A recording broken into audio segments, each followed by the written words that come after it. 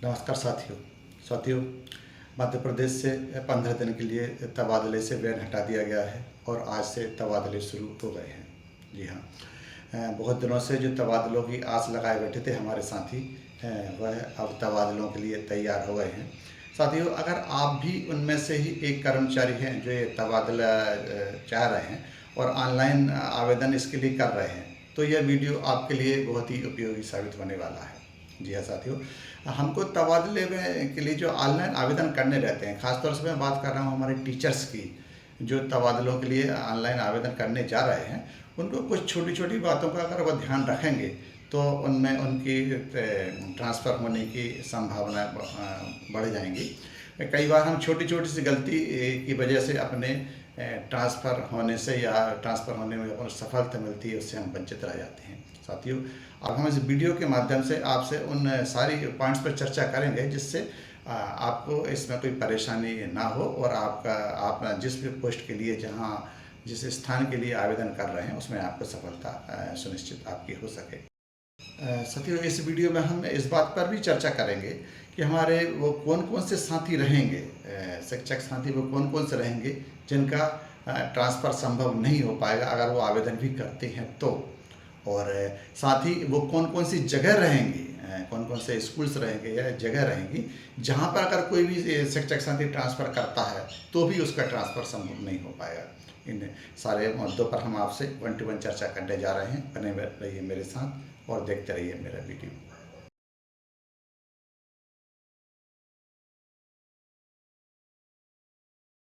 साथियों, इस वीडियो में आगे बढ़ने से पहले मैं हमारे उन साथियों से फिर से निवेदन करना चाहता हूं जिन्होंने अभी तक चैनल को सब्सक्राइब और लाइक नहीं किया है, वो चैनल को सब्सक्राइब कर लें, लाइक कर लें, जिससे शिक्षा जगत से जुड़ी सारी खबरें आप तक अपडेट सबसे पहले पहुंच पाएँ। साथियों, अक्सर देखने में आता है कि हमारे कुछ साथी हर बार ट्रांसफ़र के लिए प्रयास करते हैं लेकिन उन्हें सफलता नहीं मिल पाती। कुछ साथी ऐसे रहते हैं, जबकि कुछ हमारे साथी इस टाइप से सोच समझ के अपने कदम बढ़ाते हैं कि कहाँ आवेदन करने चाहिए, किस पोस्ट के लिए आवेदन के लिए कौन सा स्कूल सही रहेगा। साथियों, कौन कौन सी बातों का ध्यान हमें रखना चाहिए, इस पर हम चर्चा करने जा रहे हैं। सबसे पहले हम साथियों इस बात पर चर्चा करें कि हमारे वो कौन कौन से साथी रहेंगे जिनका अगर चाहने भी वो ट्रांसफ़र के लिए आवेदन भी करें तो भी उनका ट्रांसफ़र संभव नहीं। पहले हम बात करें तो हमारे ऐसे स्कूल्स जो प्राइमरी स्कूल से मिडिल स्कूल हैं जो एकल शालाओं वाले हैं, मतलब जहाँ पर केवल एक शिक्षक पोस्टेड है। अगर वह एक शिक्षक पोस्टेड है और उसने आवेदन ट्रांसफ़र के लिए किया हुआ है तो वह उसका ट्रांसफ़र होना संभव नहीं हो पाएगा। उनके अगर ट्रांसफ़र होता है तो वह शाला शिक्षक विहीन हो जाएगी। ऐसी स्थिति में ऐसी शालाओं से जाने वाले शिक्षक जो हैं उनके ट्रांसफ़र होने में दिक्कत का सामना करना पड़ सकता है और उनको मुश्किलें आ सकती हैं, इसलिए ऐसे शिक्षकों का ट्रांसफ़र होना संभव नहीं हो पाएगा।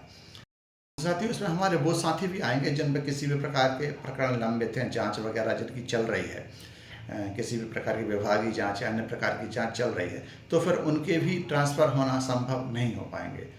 साथियों, इसमें हमारे तीसरे प्रकार के जनगणना में लगे जो कर्मचारी हैं, जनगणना में अगर कर्मचारी लगे हैं और उनने भी ट्रांसफ़र के लिए आवेदन किया है तो भी उनके ट्रांसफ़र होना संभव नहीं हो पाएंगे, क्योंकि यह राष्ट्रीय हित का कार्य है और राष्ट्रीय हित का कार्य और यह आवश्यक कार्य में आता है। यह कार्य जब तक संपन्न नहीं हो जाता, यह कार्य जब तक पूर्ण नहीं हो जाता, तब तक उनके ट्रांसफ़र होना संभव नहीं हो पाएंगे। साथियों, अब हम बात कर रहे हैं कि वो कौन सी शालाएँ रहेंगी जहाँ पर अगर हमने ट्रांसफ़र के लिए आवेदन किया है तो हमारा आवेदन निरस्त हो सकता है और हमको सफलता मिलने में कठिनाई का सामना करना पड़ सकता है और यह भी संभव है कि हमारा उस शाला में ट्रांसफ़र ना हो पाए। वो ऐसी कौन सी शालाएँ रहेंगी उस पर भी हम चर्चा करने जा रहे हैं।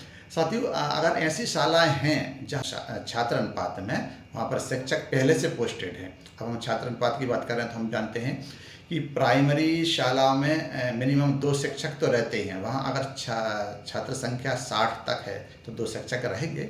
अगर हाँ 60 से ज़्यादा संख्या है तो फिर वहाँ 3 शिक्षक हो सकते हैं 90 संख्या के, और इसी प्रकार हम जाते हैं अनुपात में शिक्षक बढ़ सकते हैं। अगर हमको अगर ऐसा है वहाँ पे कि वहाँ पद खाली है, आप जिस जिस शाला के लिए आवेदन कर रहे हैं, अगर वहाँ पर पद खाली है छात्र अनुपात में, वहाँ पर शिक्षक कम हैं, तो वहाँ आपको सफलता मिल सकती है। लेकिन अगर वहाँ छात्र अनुपात में पहले से ही शिक्षक मौजूद हैं या फिर छात्र अनुपात से अधिक शिक्षक मौजूद हैं, सरप्लस में अगर टीचर है, प्राइमरी में हम बात कर चुके हैं। इस प्रकार माध्यमिक शालाओं में मिनिमम 3 शिक्षक रहते ही हैं, अलग अलग सब्जेक्ट के 3 शिक्षक के। गणित के पहले 3 विषय में हमें मालूम है, गणित, अंग्रेजी और सामाजिक विज्ञान आता है, और अच्छा संख्या उससे अधिक रहती है तो फिर अलग अलग सब्जेक्ट के 3 अलग सब्जेक्ट के भी पद क्रिएट हो जाते हैं। और उस छात्र संख्या के अनुपात में अगर वहाँ पर पद खाली है तो आपकी वहाँ नियुक्ति हो सकती है, आपका ट्रांसफ़र वहाँ संभव है।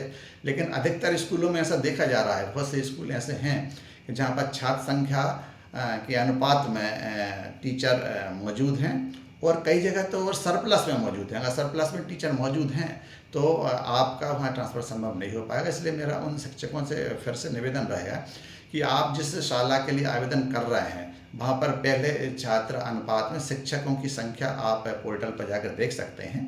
अगर वहाँ पर छात्र संख्या कम है, वास्तव में वहाँ पर गवर्नमेंट की भी है, ऐसे गवर्नमेंट ने भी ये नीति बनाई है, तबादला नीति 2026 में। सबसे पहले यही बात गवर्नमेंट के द्वारा जो कही गई है कि सबसे पहले ट्रांसफ़र उन्हीं शालाओं में किए जाएंगे जहाँ पर पद खाली हैं और वर्षों से खाली हैं। कई एकल शालाएँ हैं, कई तो शिक्षक विहीन शालाएँ भी हैं। ऐसी शालाओं में सबसे पहले ट्रांसफ़र किए जाएंगे। उसके बाद ज़रूरत पड़ती है शिक्षकों की, उस अनुपात में जिस अनुपात में ट्रांसफ़र होना है, स्वैच्छिक ट्रांसफ़र रहेंगे और प्रशासनिक ट्रांसफ़र रहेंगे वगैरह वगैरह, अगर उस अनुपात में और ज़रूरत पड़े तब फिर दूसरे ट्रांसफ़र संभव हो पाएंगे। लेकिन पहले जो खाली पद हैं या फिर जहाँ पर नए स्कूल खुले हैं, जहाँ पर जैसे अगर दूसरे विभागों की हम बात करें तो जहाँ पर नया कार्यालय खुला है, उस कार्यालय में सारे पोस्ट खाली हैं, तो उन पदों पर पहले भरा जाएगा। उन पदों के लिए ट्रांसफ़र पहले किए जाएंगे, उसके बाद फिर दूसरे हमारे साथियों के ट्रांसफ़र संभव हो सकेंगे। तो इसके अलावा हम बात करें, कुछ शाला ऐसी हैं जहाँ पर छात्र संख्या बहुत ही न्यून है, और वह छात्र संख्या कई प्राइमरी स्कूलों में तो 10 से भी कम है।